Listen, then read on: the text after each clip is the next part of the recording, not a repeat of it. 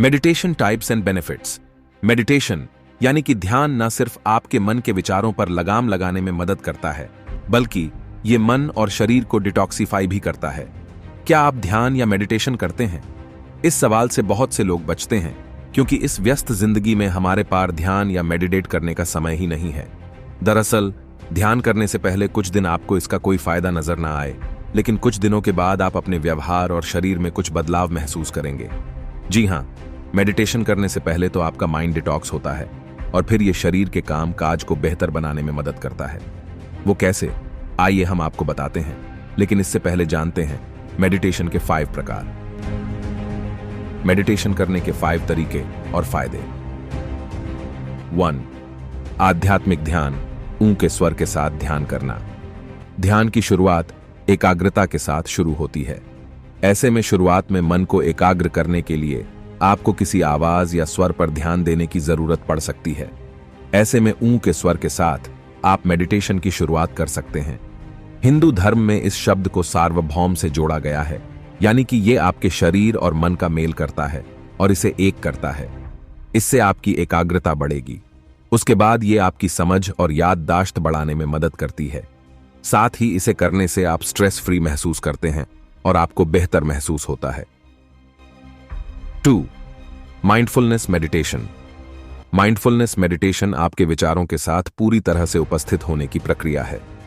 जागरूक होने का अर्थ है कि हम कहां हैं और हम क्या कर रहे हैं, इसके बारे में जागरूक होना, और हमारे आसपास क्या हो रहा है इसके प्रति अत्यधिक प्रतिक्रियाशील नहीं होना। यह ब्रेन डिटॉक्स करने के साथ बॉडी डिटॉक्स करने में मददगार है। यह माइंडफुल मेडिटेशन कहीं भी किया जा सकता है।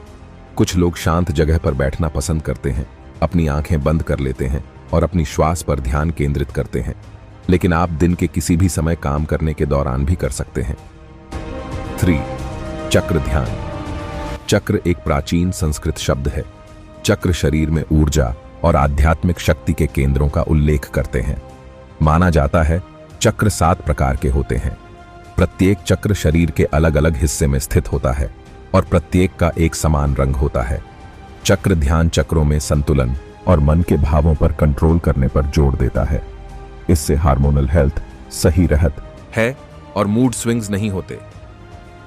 4. मूवमेंट के साथ ध्यान।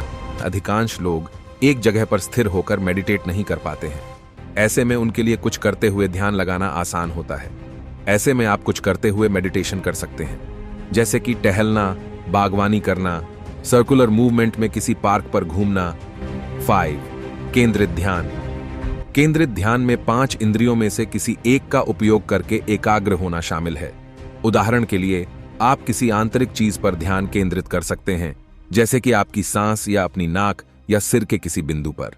इसके अलावा आप बाहरी की चीज पर भी ध्यान केंद्र कर सकते हैं, जैसे कि म्यूजिक पर, मोमबत्ती की लौ पर, पेड़ पर और चांद पर। यह अभ्यास सिद्धांत रूप में सरल हो सकता है, लेकिन शुरुआती लोगों के लिए पहले कुछ मिनटों से अधिक समय तक अपना ध्यान केंद्रित करना मुश्किल हो सकता है। अगर आपका मन भटकता है तो बस अभ्यास पर वापस आएं और फिर से ध्यान केंद्रित करें।